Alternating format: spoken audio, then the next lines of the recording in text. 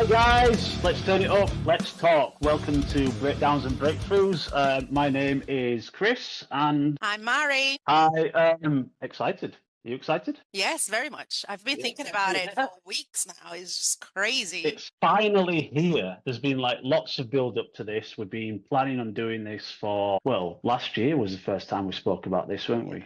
We did mention we played about it, wasn't it? We should do a podcast with our audios because we send audio messages all the time, isn't it? Voice messages on WhatsApp. And we're like, shit, if we gather all of WhatsApp voice messages, we will get podcasts out of it. Just get a Then we get podcast playing started. about it, and then it was like, oh, we should do it, we should do it. And then we both full-time workers. Well, I'm in uni as well, isn't it? And parents, and trust me, to find time to actually do the researches and get into the topics and make sure that we are bringing reliable information here.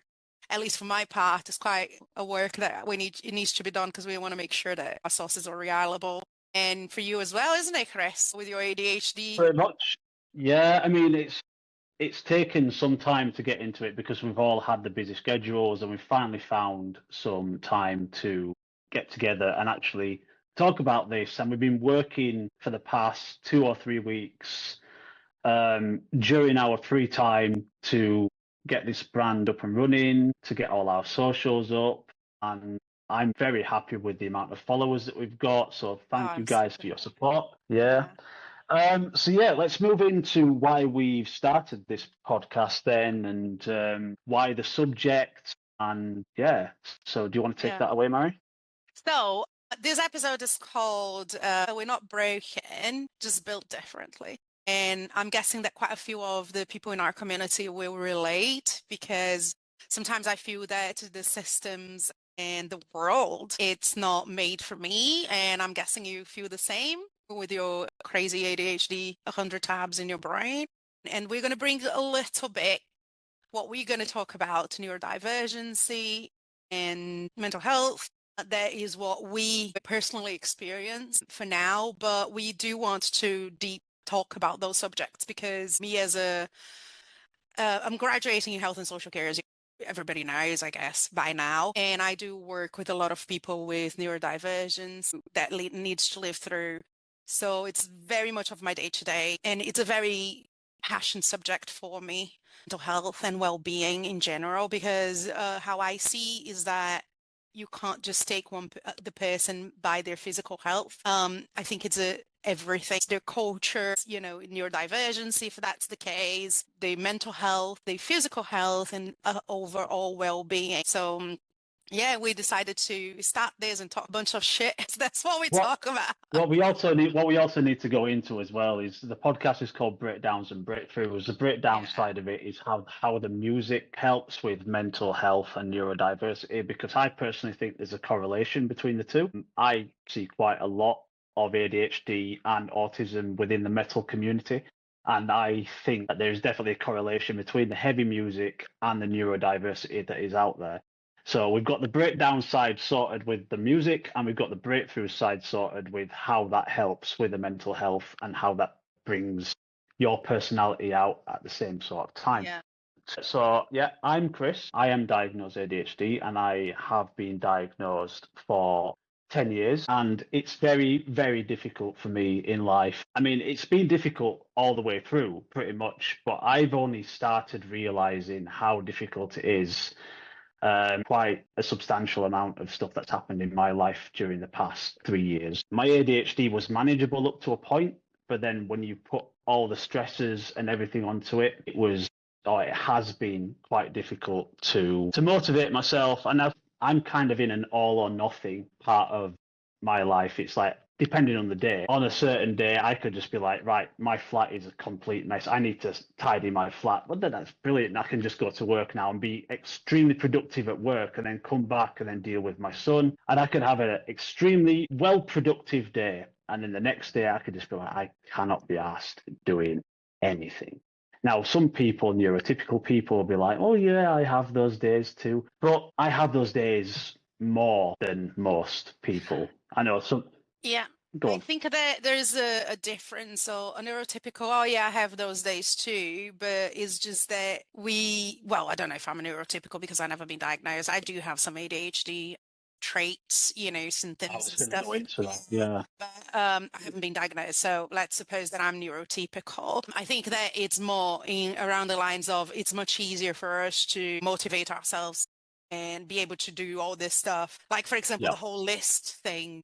I can do a list and follow it easily. I have no trouble doing that. But someone with ADHD would have loads of problems. Just creating a list is not Big the problem. solution for how Yeah. ADHD people brain work. So it's very easy to say, oh, just take some I don't know, some mushroom, microdosy mushroom that is going to help you with your motivation. Not really. I think it's a little bit deeper than just start taking some, I don't know, vitamins or whatever. Your brain is going to start working. It's not how it works. And it's, I think it's quite hard for people, I think for the system to understand that people actually work differently. Can't be put Yeah. all of us in a box, isn't it? So on the list thing, I get told quite a lot in my work. Just write a list. But in my brain says that or thinks about that in an overthinking way. Yeah, it's all right just to write a list down in right, someone sent me that email, I'll write that on my list, then that on my list, then that on my list. I've written down a number of stuff, like 10 stuff, but then I'm going to read that list as number one needs doing first, number two needs doing first. However, what normal people would do is they would look down that list and find that number three is only going to take 5 minutes, but number one is going to take 2 hours. And they would then write down, oh, that's going to take this much time. And then they'll prioritize it in a certain way. That is just too much for me. That is not how my mind works. Someone tells me to write a list, I'm writing a list 1 to 10, and I'm working down that list 1 to 10. It doesn't matter if number one is due on Friday and number three is due on Tuesday. The way I see that list is 1 to 10. But most people won't get that. Most people, and I know that most people won't get. I've had this conversation with most people, and they just say, "Well, it's just easier just to say, just prioritize." I need somebody to prioritize that shit for me because my mind does not work that way. Yeah, it's and another thing as well. ADHD might come across to some people as you being lazy because you've got your productive days and then you've got your not so productive days. And there's quite a lot of times when I've just come home or I have been at work and I've just not felt productive. I've been productive in a way. I've done some work, but I've not done as much work as I could do. And people might just say, well, you're just being a bit lazy, aren't you? Well, I'm not because I did shitloads of stuff the other day and I've just burnt out. I know that my work, I should be doing my work. I should be doing it to a high standard, but I just can't operate that way all the time. I just do all the stuff on one day, and then the next day I'm just doing the bare minimum. And that's just how my life works. I'm sure you see quite a lot of that stuff in your work as well, Marius.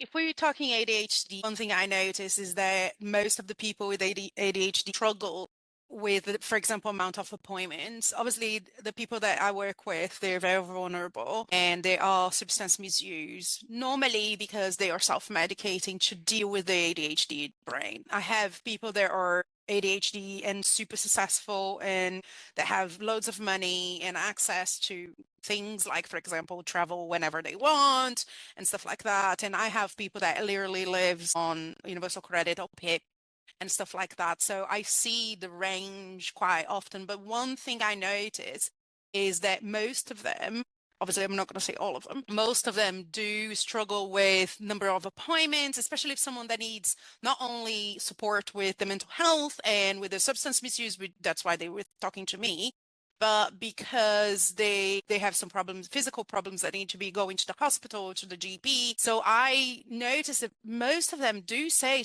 there are too many people, too many appointments, too many key workers or social workers, even if it's an adult social worker. I'm not saying that it needs to be children's social worker involved with this specific person, but they do struggle a lot. So many calls from so many places, and even though they're not working, there is a list of things that they need to achieve that for their own well-being, and they do struggle. They say, "I'm getting overwhelmed," and that's what it is. It's just like it's easy to make a list, but if the list is going to make you overwhelmed, I'm guessing that you're going to struggle to complete the tasks, regardless if you were ADHD or not. The thing is, a neurotypical wouldn't find that list overwhelmed, but someone with ADHD, because they have so many tabs open and they're thinking about something, they're thinking about a bunch of stuff at the same time, they will get overwhelmed. And I think that any brain that works like that, you will struggle and then have that feeling of that you described, that when you have a, what's the word, when you superwork yourself, burned out. Overwork. No, burned Yeah. out. Yeah.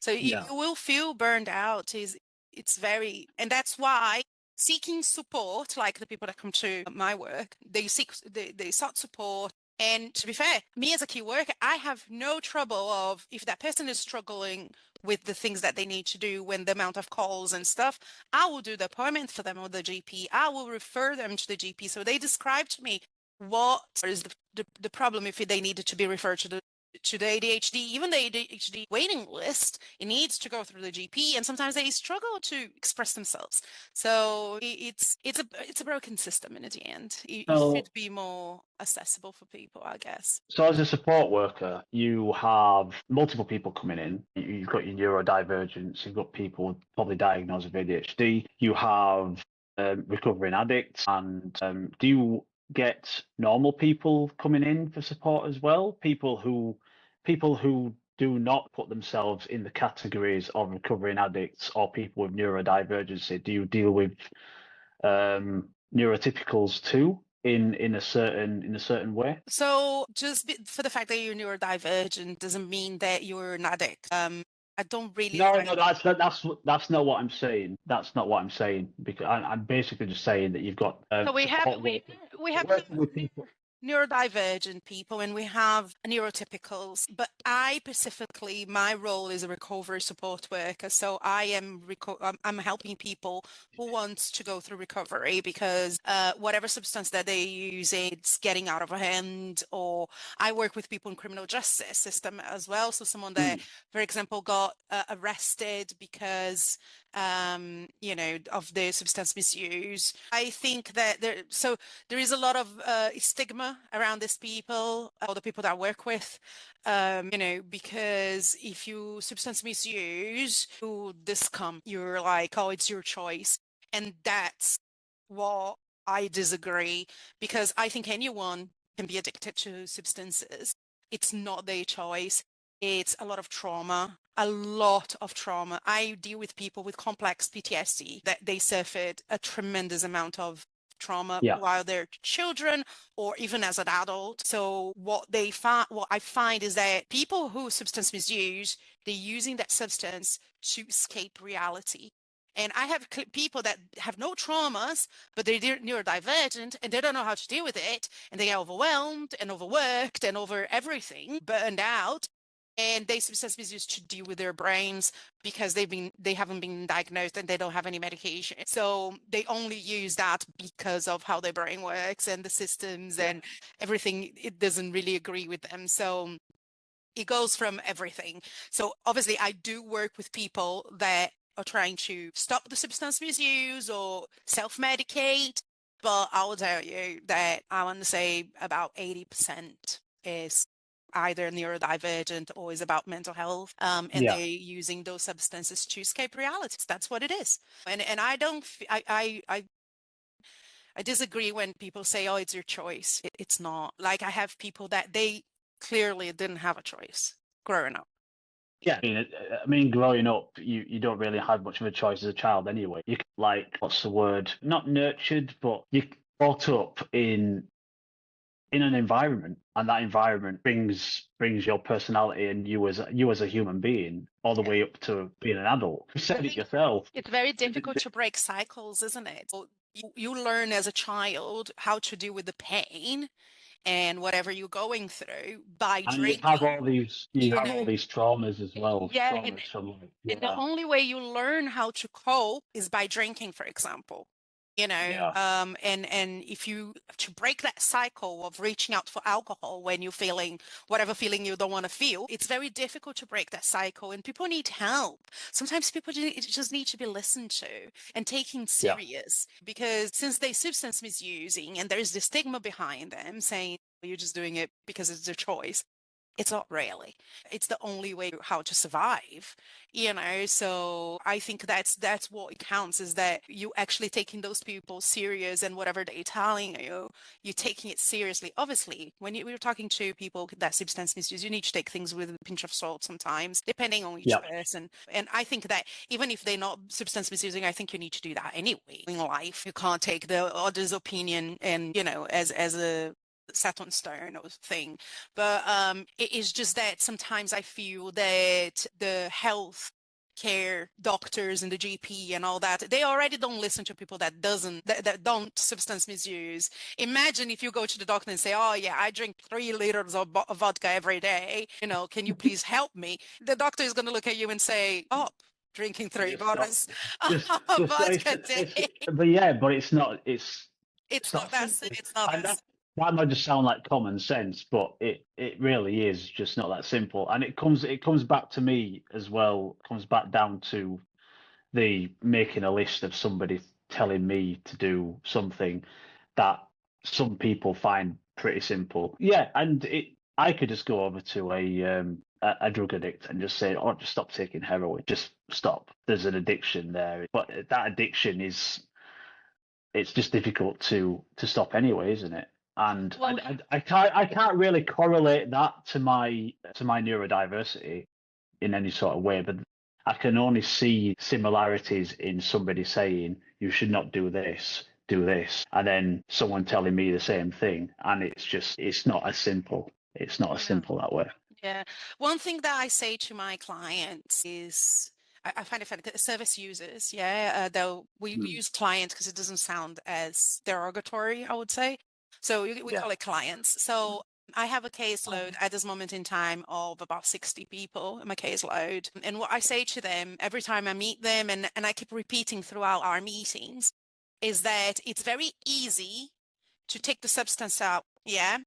But the reason why that person is substance misusing is still going to be there. And if we don't address by looking after their mental health or their neurodivergence, getting them, for example, in the waiting list for the ADHD to be diagnosed. So if we don't work with those reasons, what is underlying the reason why that person needs to escape reality, needs to be drinking or using heroin, or, it's very likely that person is going to fail. So, and have a relapse and, because the only way that we learn how to cope in their case was using a certain substance.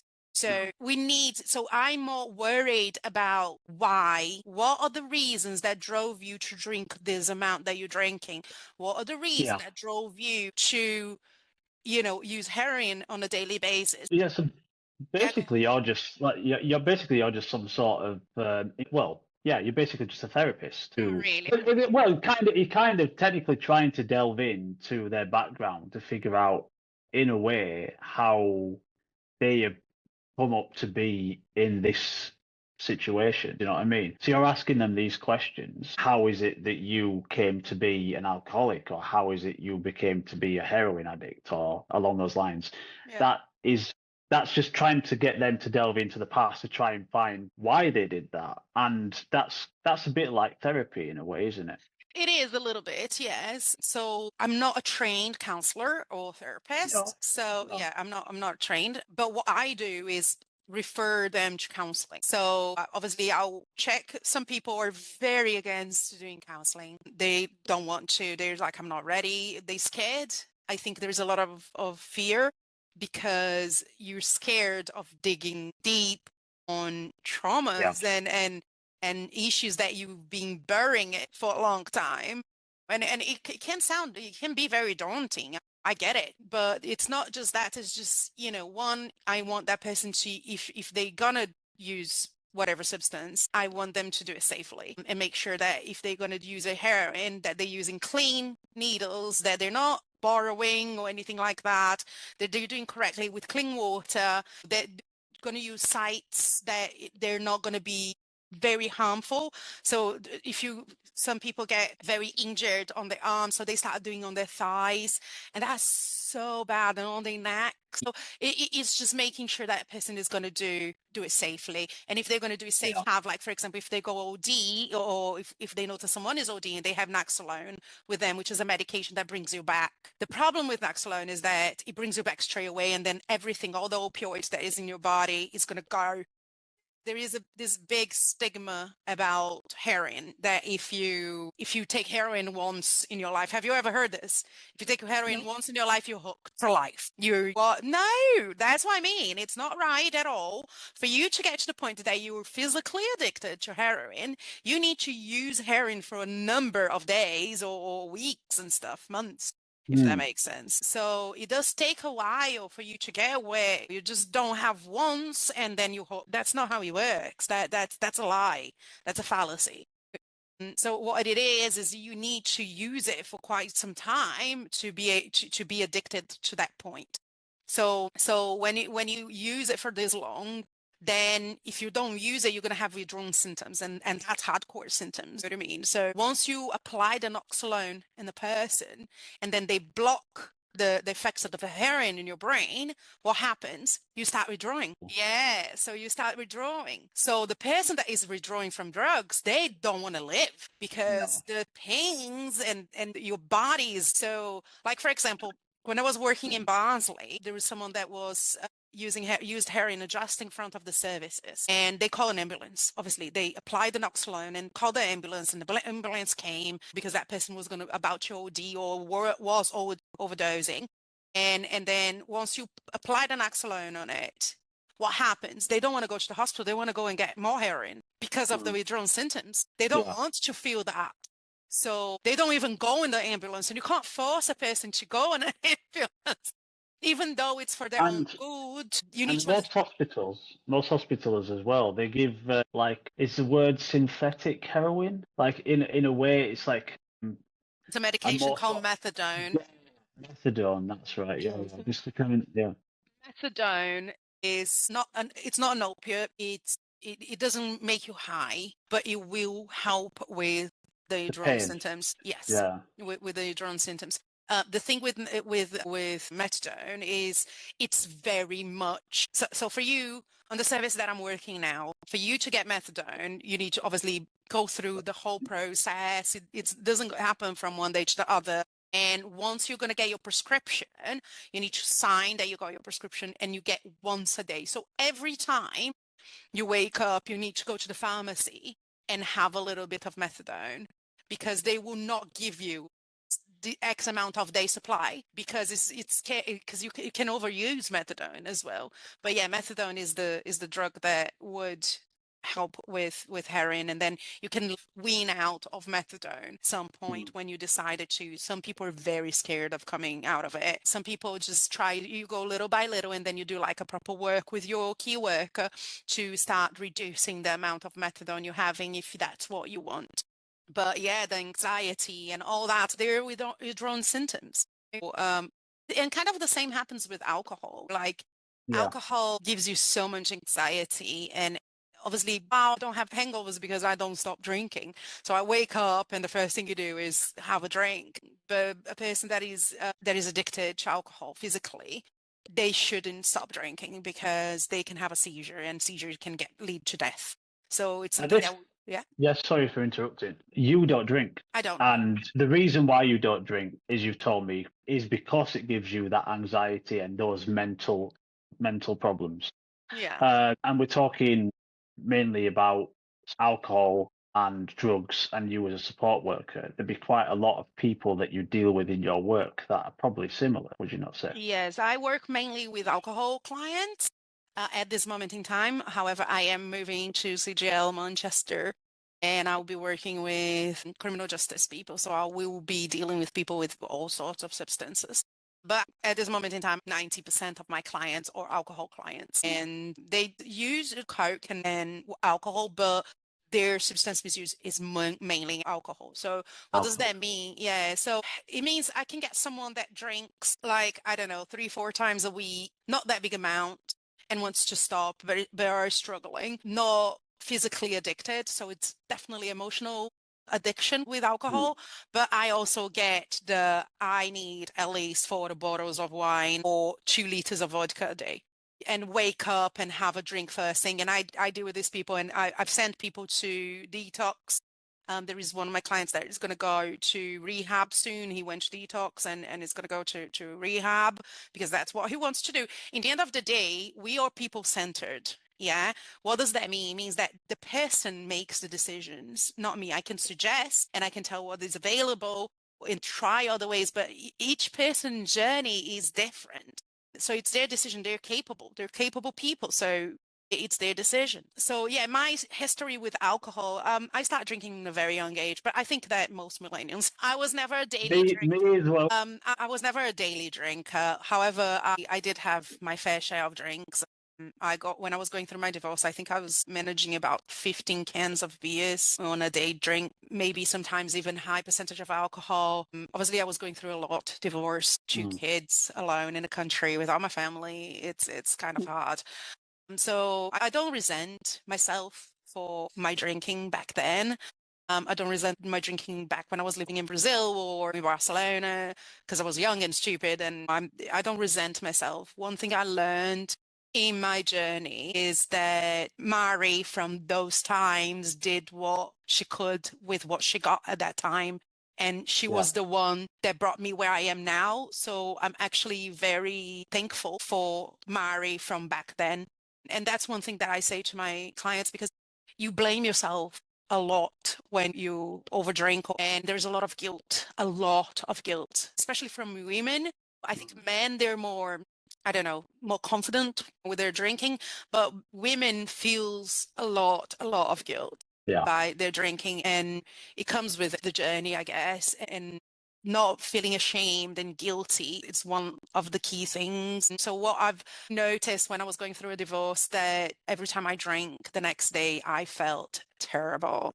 And I was diagnosed with depression before I decided to stop, and I was taking antidepressant and drinking at the same time. But I would drink only over the weekends because I was a functional adult that needs to run a household and go to work and all that. And then I would drink over the weekend, but I would drink 15 cans of beers, which is not healthy. So the next day I started noticing that I couldn't be productive at all. I would stay in bed all day, obviously linked to the depression and anxiety, and alcohol giving me anxiety, because alcohol gives people anxiety. People say, but alcohol make me happy. No, alcohol borrows your dopamine from the next day. So that's how it works. You drink, your dopamine goes high. So happy, dopamine, the happy hormones. Yay, I'm happy. Next day, you don't have enough dopamine. And then that's when the depression or your well-being goes down. And anxiety, super anxious. So yeah, I started noticing how bad it was. And I was with someone at the time that was also a very heavily drinker. And it just was a really bad combination. And I remember I played around in 2024. I did dry January, so I managed to do it. It was the first time I attempted to completely stop for a whole month. So I managed to do it. So I was drinking alcohol-free beers and it was good. But then in February, I started drinking again the way I was drinking. Obviously, my resistance was quite low, so I would get drunk quicker. I'm not the type of person that get drunk, those people that can drink and never get drunk. No, I get very, very drunk. Yeah. I've seen. What I will say as well is to the people that are going to be watching this on YouTube, if you do take a drink of whatever you've got in front of you, it's 0%, people. It's not actual beer. No, it's not. 0%. So yeah, and then I've been playing around with sobriety for a while. I went on an all-inclusive holiday in Tunisia with my ex-partner, this person I was with. And it wasn't good. It was like, because all-inclusive, we were drinking a lot. And then during this holiday, I decided that I didn't want to drink anymore. I just didn't want to do that anymore. It was bad for my kids. It was bad for me. It was bad for my mental health. It was just not healthy. So I had 1 glass of wine, I remember, and I was like, okay, this is going to be the last day. And even on that day, I didn't drink the 15 cans of beer or that substantial amount of alcohol. So I had like 1 glass of white wine while I was eating fish, and then I didn't drink since. Well, no, I drank since I stopped. That's it. My first day of I'm going to be sober was the 1st of May, 2024. I had my relapses, I'm not going to lie. I had my fair share of mistakes. I discovered We're all that, human. yeah, I discovered that I would drink because of peer pressure, because people around Other me people. are drunk and I want to match the energy. And I made the mistake of doing that. And then I drank so much that I was spilling everywhere, spewing Oh, everywhere. I thought you said spilling. Yeah, no, I was spewing. I did. Spewing and spilling. I think I did mispronounce that one. So, yeah, it was not fun. Next day, I was on the ground like, I don't want to live. Then I had the 3 gin and tonics with you. It was like, yeah, let's just, it's fine. It has been so long that I haven't been I will drinking. say, I will say that drunk marry is quite fun. However, the marry the next day is not quite fun. No.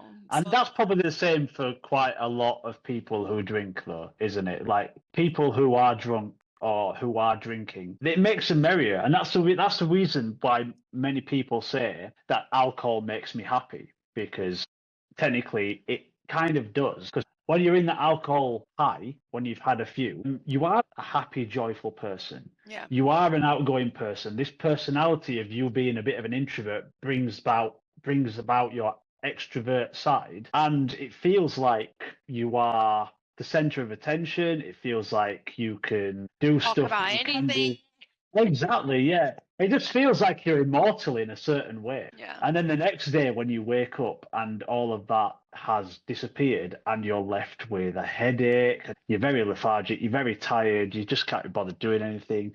And then you just think, well, all of that now, I was like this a minute ago. I want to recreate what I was last night. And that's the reason why people, I know it's an addiction. It's an addiction for people, but also these people who are addicted want to be that person again. And that's the reason why they go back to the drink, because they want to. To be fair, I think it's more of, as my experience as a key worker and talking to people with substance misuse problems, I think that it's more of escape. And another thing is when you're saying, oh, because the next day you go and feel like there's a headache, it's not necessarily that you are more happy, or obviously you have more dopamine in your body, which means that you're going to be happier.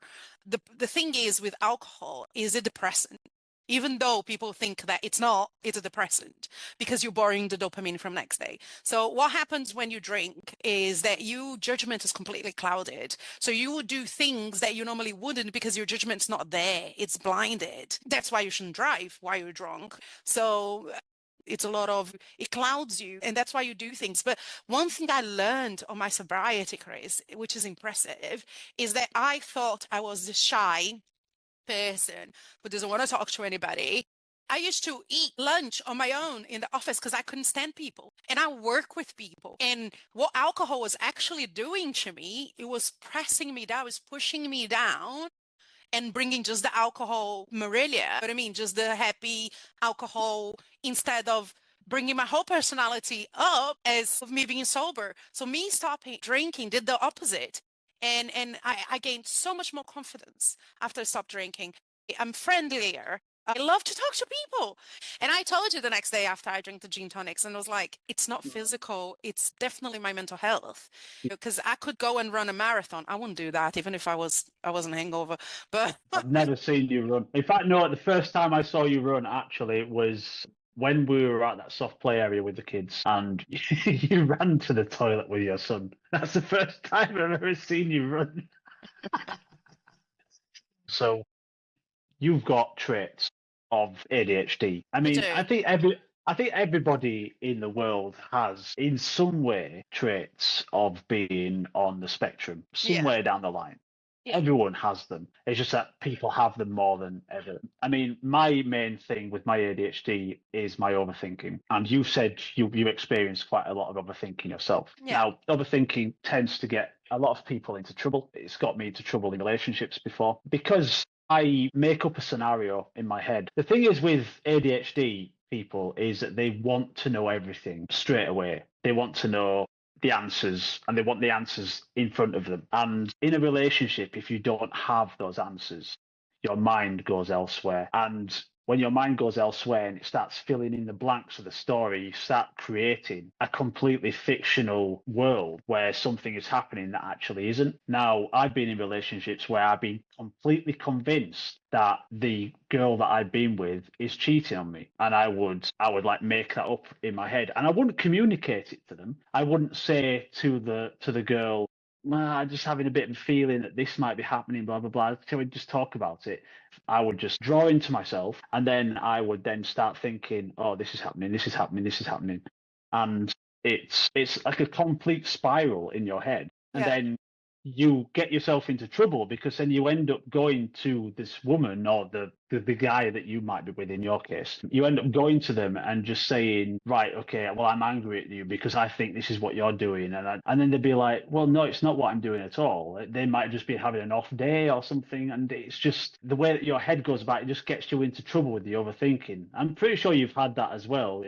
We've had discussions in the past where you've overthought certain scenarios and it's not actually been going on, and it just lead to arguments, misunderstandings. Yeah, pretty much. I've been in both sides. I've been the girl that the guy was overthinking, and I've been the overthinker. However, for some reason, I'm not the type of person that would just confront like that. I understand overthinking. You create things and you think your truth is the truth when it's not. It's all in your head. And maybe that's why I might not have ADHD, because I do try to think of several scenarios instead of just that truth. Does that make sense? And you spiral on only that truth. I spiral on several truths. I think of several scenarios, but all of those scenarios made to the cheating. It's not necessarily just cheating, it's other things as well. But I think that with your ADHD, I was just wondering if you've done those mistakes in the past, and obviously you confronted the person, but I'm guessing that you learned strategies to deal with your overthinking to not create confrontation. Does that make sense? I didn't learn through being in the relationship. It was only after being in the relationship where it feel like the relationship ended. And I've spoken to you about this just face to face before, where I'd taken a year out of being in a relationship to work on myself because I realized that me going searching through people's phones to try and find messages that they might be sending other people is wrong. Nobody should be doing that. Yeah, guys don't do that. That's controlling behavior. Yeah. But it's the neurodiversity side of me that led me to do that, because I would be overthinking that it would be happening and I would just be searching for answers. I'd be searching for proof. And because that proof's not in front of me, I'd go searching elsewhere. I just have an impulse in my head like, right, well, I need to find if this is correct or not, because it's really getting to me right now. It's getting to me. I just need to find out the answer. And obviously, the other person, if they are cheating, they're not going to tell you they are. So you need to kind of find it out yourself, because your head is just going to that particular place. Yeah. And don't do that. No. So it gets you into so much trouble. So for me to understand a little bit more, how do you cope with those overthinking now that you're not in a relationship, right? I'm not in a relationship. On the spot, guys. So I'm single, people. I'm single. How can you not resist this handsome person? Look, if you get a girl and that girl hurts him, I'll kill them. I'm South American and I have connection. Yes, with the cartel. Okay. Anyway. So how do I kind of get out of that mindset? The easiest way to say that is just to learn from my mistakes, really. I'm not going to say that I am 100% healed after my year out of being in a relationship or anything, because your traits as a person are always going to stay. But if I do end up getting into another relationship and I have that feeling that somebody might be cheating or there might be something else going on, then I have got better at communication. I will have a talk. I don't like talking. I'm very introverted. I don't like putting my self out there to people. I just kind of like being in my own space, and I don't really like having people know my thoughts. But I did find, because I had started dating a couple of people in the past few months, that my communication has started to improve. So I would just say that I just go, the easiest answer is just learn from your mistakes and communicate more, and that is what I've been trying to work on. So yeah, that would be my answer, I guess. Yeah. Well, so there you go. You do have a strategy, which means that you are using that strategy, which is talking, before you start spiraling. I think that's a great strategy. Okay, I think for you. What I'd probably end up doing is I'd probably spiral first and then talk. I would not talk first and then spiral, because the thoughts kind of need to go through my head. My overthinking is always going to be there. That's just part of me now. I would always spiral first, and then I would have these thoughts, and then I would have the conversation. Whereas what I was doing before is I was spiraling, not having the conversation and trying to find out the answers myself. And by finding out the answers myself, that got me into trouble. Yeah. I mean, other things as well. If we're still talking about ADHD, there are other things that we could go into without just the overthinking. And I've covered a topic before at the start of the podcast, which is burnout, and that's mainly because, as an ADHD person, you have a fucking shitload of energy on some days. Like I was saying earlier on, very hyper focus. I could go into work on a morning after going to the gym, and then sit at my screen and stick some music on, heavy metal music, of course, ladies and gentlemen. I would stick some music on, and then I would be in a focus zone, and I would work through shitloads, and then it'd get to like 4 o'clock, and I'd look at the time and I'd be like, where the hell has this day gone? And I'd come home and I'd get Nerf guns out and I'd start firing at them at my son, and he'd run around and I'd run around, and we'd have an extremely fucking great day. And then the day after, I'd be like, I can't be arsed going to the gym today, but I'll force myself to go. It's fine. And then I'll get into work and I'd be just sat back, and I'd got YouTube on in the morning eating breakfast. I'd be like, I'm struggling to motivate myself, and I'd be burnt out from the day before. And this is the misconception that ADHD people are a bit lazy because they've had a really fucking brilliant day, and then they kind of just tone down. And social exhaustion as well. It's like, if you imagine you're talking to somebody for a long period of time, you go to a party, your social battery is here. Your social battery is on full, yeah? And you start talking to someone, and then all of a sudden that battery just starts going down and down and down and down. And I get to the point where people are talking to me, they're mainly just talking at me, because when my social battery gets past halfway, none of what they're saying goes in. It's like I'm on autopilot. It's like I'm... Notice that on all. It's just like, Chris, don't put the thing in there. Don't put the chicken in there. OC people, for the listeners and the viewers, is Overcooked, by the way. We play quite a lot.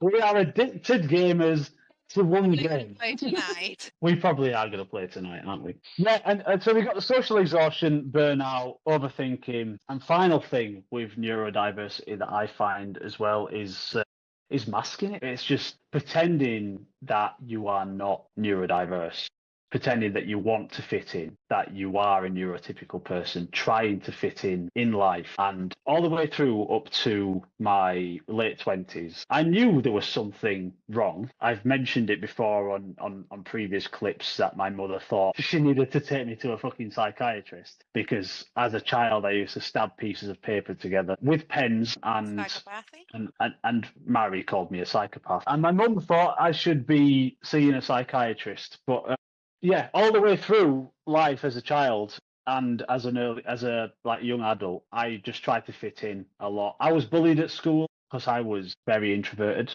I didn't talk to many people. I didn't have many friends, but my main goal was to just fit in with people. And I knew that I was different, and I tried to have like friendship groups, but it just wasn't working. I would now say that my main friendship group is you guys over in Manchester, and we've not known each other that long. But we got, like me and you're like brother and sister. We are like brother and sister. Just from different continents. Yeah, just before you move on, it's just a question for you as a ADHD. It's a new word. So you were talking about struggling at work, one day super hyper focused and all that, and then the Yeah. next day is not as productive. I'm guessing there is some guilt that comes with it because you do want to Yes. do it. It's just your brain cloudiness. It is cloudiness and lack of motivation. The way that my brain works is I would have a really good focused day of work, and I would work non-stop all the way from when I get in on the morning, which is about 6 a.m., and I would finish at 4 o'clock, and I would work non-stop. And sometimes I would even work through lunch. And the next day, my brain would just tell me, "Oh, it's all right. You did a hell of a lot of good work yesterday. Overcome It's it. okay if you just kind of, it's okay if you just kind of tone it down a bit today." And that's what my head would tell me. Your voice.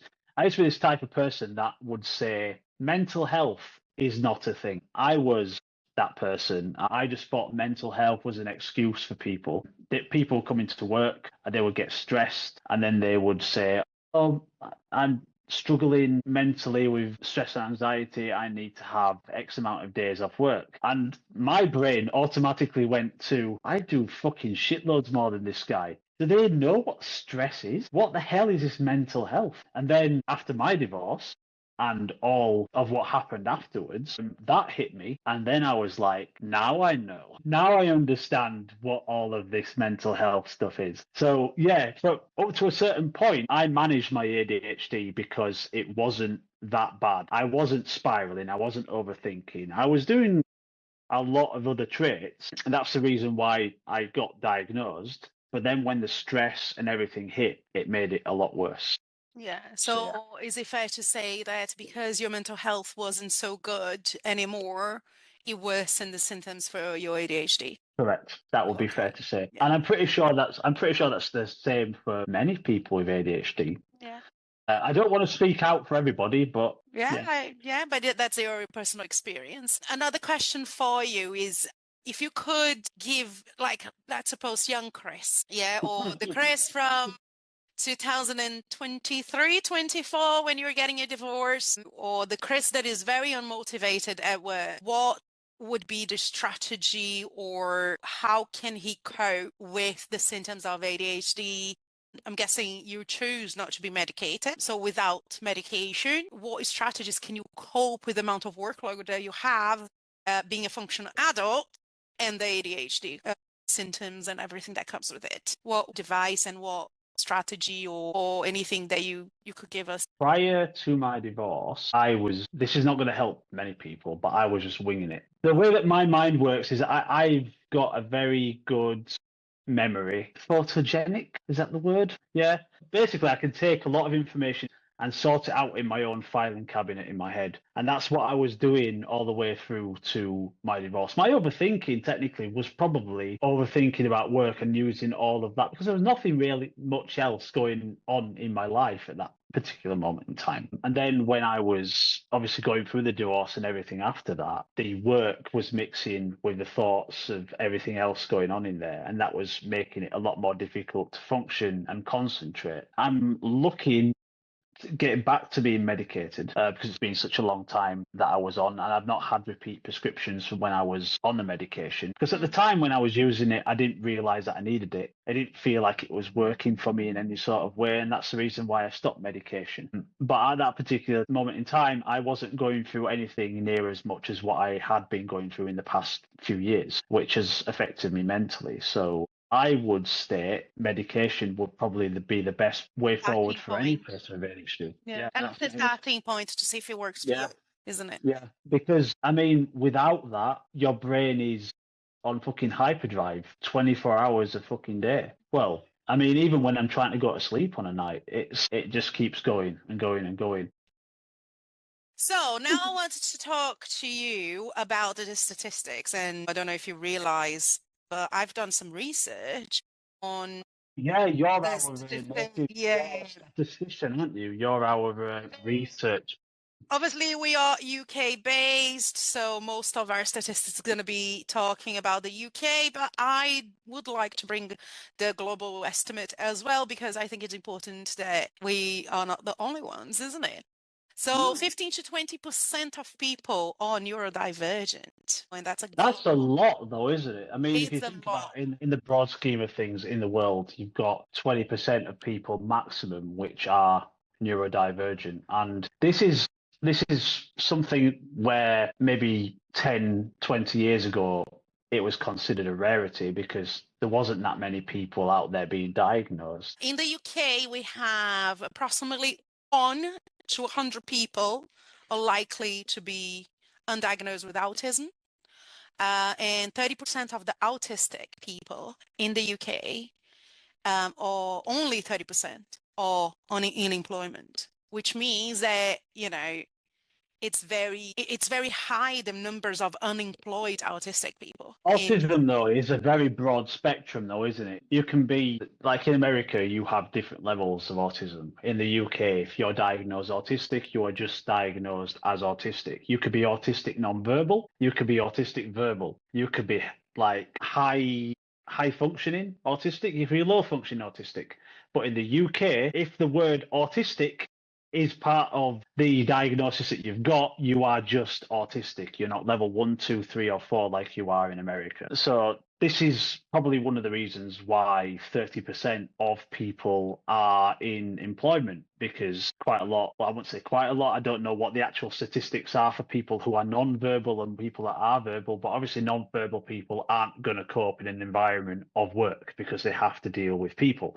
They have to talk, they have to be able to communicate. So maybe that is the reason why a certain number of people are in employment and aren't in employment that are diagnosed with autism. Yeah. And I think it's a pity because I think there are work all there that autistic people could do, especially because autistic, I'm not autistic. Like, I'm not that smart. That's true. Anyway, I need to stop with the jokes. You might start being smart with all of these statistics and this research that you're doing, but really, no, there's not a brain cell in that head, is there? You're just reading notes. Oh yeah, I think that I believe that if we do change the system, I'm not saying me and you, because that's too much responsibility. I mean, if the system start being more open-minded and more friendly for neurodivergence, I think that number can go way up. Because I have autistic friends that work from home and do programming or stuff that they're passionate about. The thing is, on a normal 9 to 5 job, going to the office or even working with the public or retail or whatever, it's very, very hard for an autistic person to fit in. And I think if we do make little changes to be more open and friendlier and understanding, I think that number can change, that statistic can change, and hopefully one day. Mental health, 1 in 4, meaning 25% of adults suffer from mental health. So if someone is suffering from depression and don't go to the doctor, we're not going to know, isn't it? And there's going to be loads of people out there like that because they don't want to be this. Especially mothers at home looking after the kids. They're depressed and they don't even know they're depressed. Pretending to be fine, aren't they? Just pushing through. Yeah.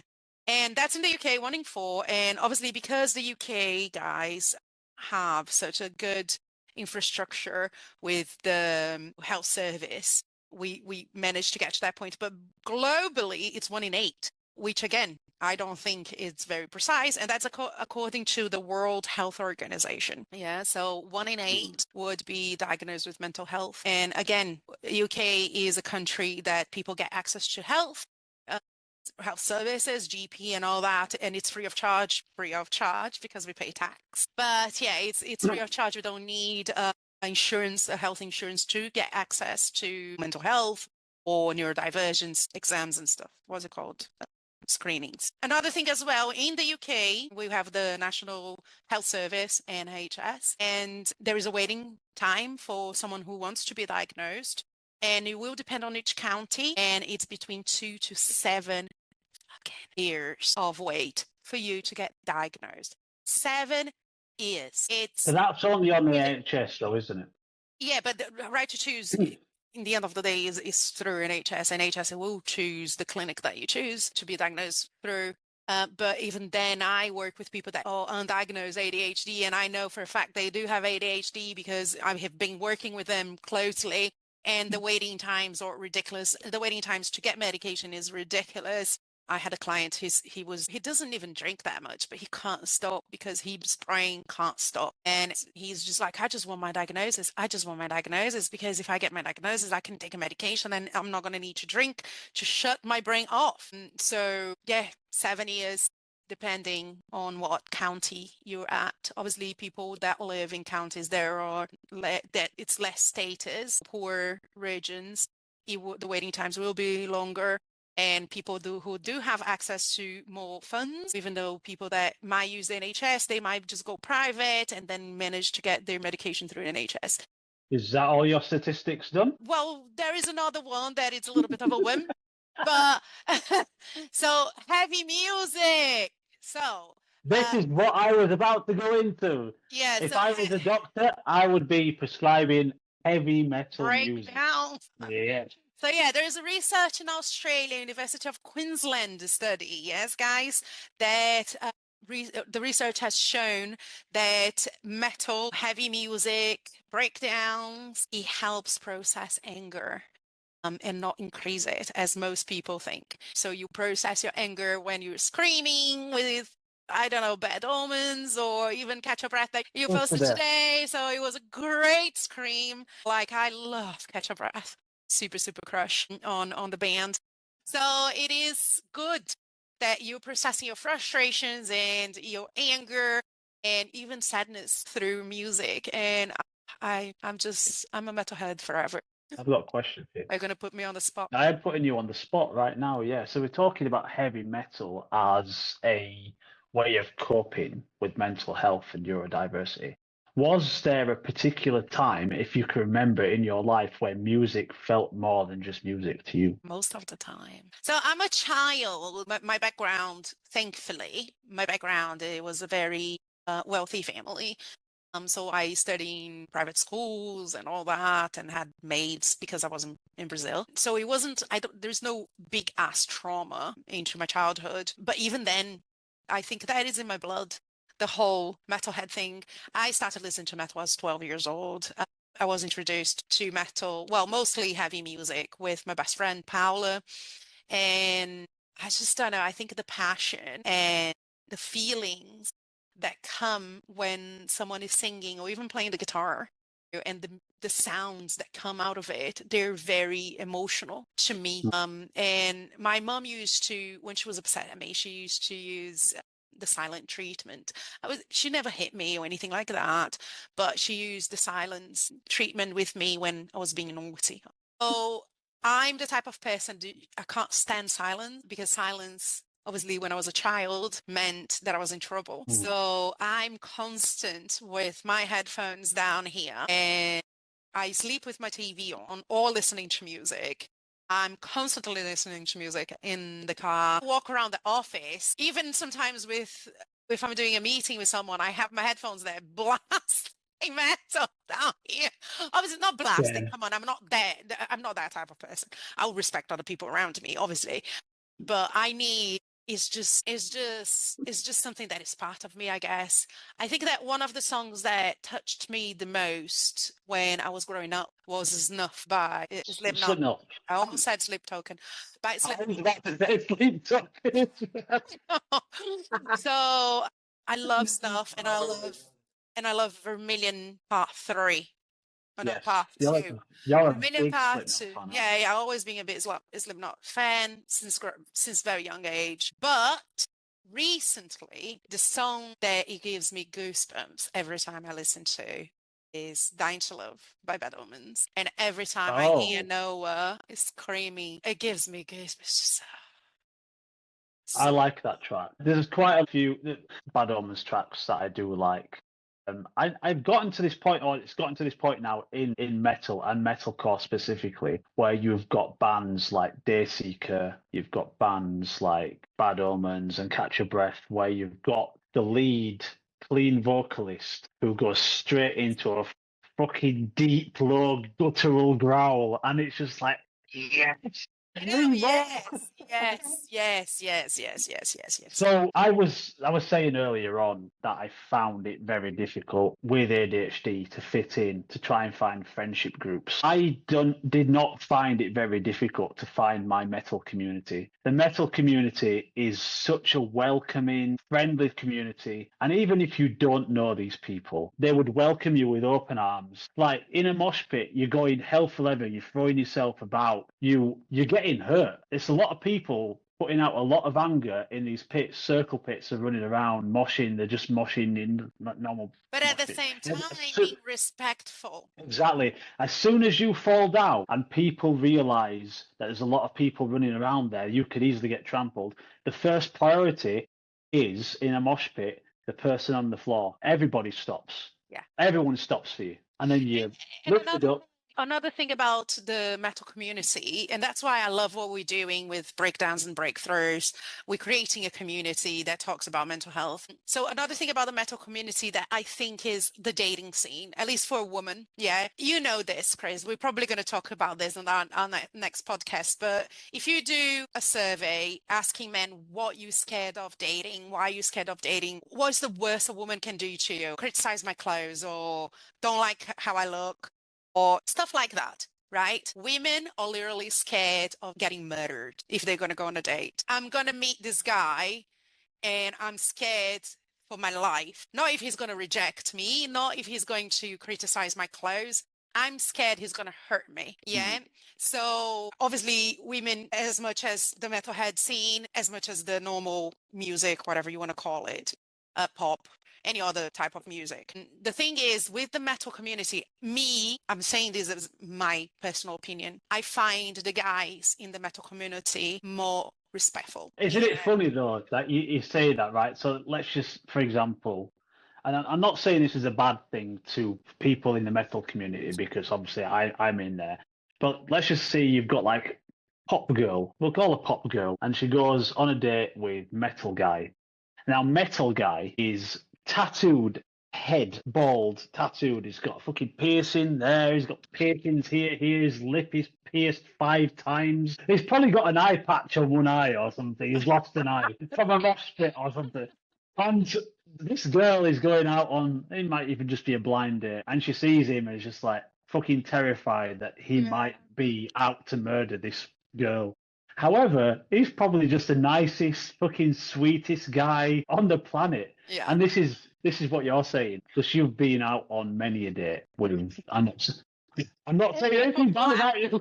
Blasting me on the fucking podcast. Yeah, she's just been round everybody. Jesus Christ. Plenty of dates. Is there anybody else that wants to take this woman on a date? Wait, it's coming. I'm not free. But yeah, the metal community is, it's the best. And I found I was welcomed with open arms. And I have some other questions for you, Marilia, as we move on towards the final part of the podcast. So we're just on lighter topics now. And I would just like to ask you a question about your overthinking. Have you ever played back a situation in your head and then just completely cringed at that situation? Or had a thought that maybe that there was something that you should have said that you didn't say? Oh God! Because there's been, I actually revisit conversations I have constantly. This is something I do. There is a way to calm my brain down, but I don't think I'm in the position to say anything about this. But yeah, I have the tendency as well. So maybe there's something, someone wants to try. But when my overthinking gets out of hand and I start spiraling, I spot it. So I spot my overthinking and I try to, I'm not saying that every time I try this it works, but I try to substitute the thought and I try to change the narrative. So I got this new job that I'm going to start in Manchester as a criminal justice recovery worker. And I had a conversation with my boss that I was not going to stay where I am at the moment. And that conversation played in my head so much. And what I've done, I just started spotting every time I was thinking about it. And then I will shut down and start thinking about something else. But related, but something else. For example, how I'm going to deal with my casework in the new job. and bring thoughts that makes me excited about my new role and not focus on a past conversation that I had that made me feel uncomfortable. And at the same time, questioning my decisions, because that's what you do, isn't it? When you overthink something you said and you made a decision there and then, and now you're overthinking that decision. So I tend to do that quite often. Or I would, for example, I'm home with my kids and then I spot myself overthinking about something. I would just go like, I'm not going to solve this problem right now, so I'm not going to think about it. I'm going to focus on my kids or on OC with my friends, and I'm going to focus on that, and I will leave it that for tomorrow. Tomorrow, my head is going to be clear, and I'm going to be less stressed, and I'm going to have the energy to focus on this. Right now is not the moment. So that's something that it takes a lot of practice. It's not something that comes easy. It's not something that came easy for me either, but it's something that does help me personally. Sticking to the lighter topics, this for me, when you're approaching a stranger, you do not like talking to people. You've said this, you're a very shy person. I mean, you can be, and you can be quite open as well. Yeah. However, to me, I'm very shy, and I don't like talking to strangers. If I'm walking down a street and I see somebody coming towards me, first thought is, how do I react? Do I give them eye contact? Do I look away? If they say good morning to me, do I say good morning back? What happens if they do say good morning to me? Do I have to engage in conversation? All this stuff's going in my head, and I'm just wanting to know, what do you do if there's somebody if there's somebody walking towards you? Like, what I would like actually is, preferably, I don't want people walking towards me. I want people to be walking the same speed as me in front of me, so I don't really have to walk past them, and I can just keep a same distance at the same speed. And yeah, that's very good. I don't have to actually interact with this person. But for you, as a potential neurotypical person, if you saw a person walking towards you, giving you eye contact, they might say good morning, they might want to initiate in a conversation, what's going through your head? Is there something wrong with my clothes? That's what comes out of my head. It's like, why is that guy looking at me? Did I drop something in my clothes? Like sometimes it could be that. It could be like, man, did I drop something in my clothes? And or do I have something in my phone? I've never thought of that. You will now. Does my hair look? Does my hair look? Is my head messy? What's going on? No, I'm the typical girl. If someone approaches me, I'll just take as it comes. But yeah, when I walk around, normally I have my headphones on, blasting music up, and I'll just take as it comes. And I'm not the type of person that if someone looks at me, I would either think that I dropped something in my clothes and I'm dirty, or I'm going to think, well, that weirdo's looking, what weirdo. And then I think, stop looking at me, weirdo. You know what I mean? That's what it comes to my mind. I would not think, what should I do or what should I say? No, that doesn't even cross my mind. All right. Okay. Well, that's yeah. I'm completely different. I would be like playing every single scenario out in my head. It's just the way that my mind works. I'm the type of person that, for example, someone comes to me and say, "Oh, good morning," I would say, "You too." Something like completely out of the, Yeah. True. It's like when a delivery driver comes and drops your delivery off, and they'll say, yeah. Yeah, kind of, because I'm clumsy, and but I'll probably just make fun. I don't know. I think that after I stopped drinking, because I think that was a key moment in my life, I kind of found a big ass confidence that I didn't know I had. That's what it comes to it, really. Even though I would still have my mannerism and be outgoing and all that, although I think I was a little bit shyer than I am now. I think that after I stopped drinking, the real me came out and I let her shine, kind of thing. You know? Yeah, and she's continued to do so. How have you thought of this podcast? I thought it's gone really well for our first episode. I've enjoyed it. What about you? Yeah? Yeah, it's really nice. I will do this again, yeah? Well, we're definitely going to do this again. But yeah, guys, ladies and gentlemen, mental community, overthinkers, everybody, if you enjoy this and you feel like you related to it, then yeah. Join our community. Join our community. Yeah, but most of all, what I want to say is that drop your comments, drop your opinions. We are over the moon to listen to some feedback, because this is the first time we're doing this. We have no idea what we're doing. We are clumsy. We are raw. We are emotional wreck. And if there's one thing I'd like to add to all of that as well, is if this podcast could help even just one person, then we're doing something right. So thank you for listening, and we'll see you in the next one.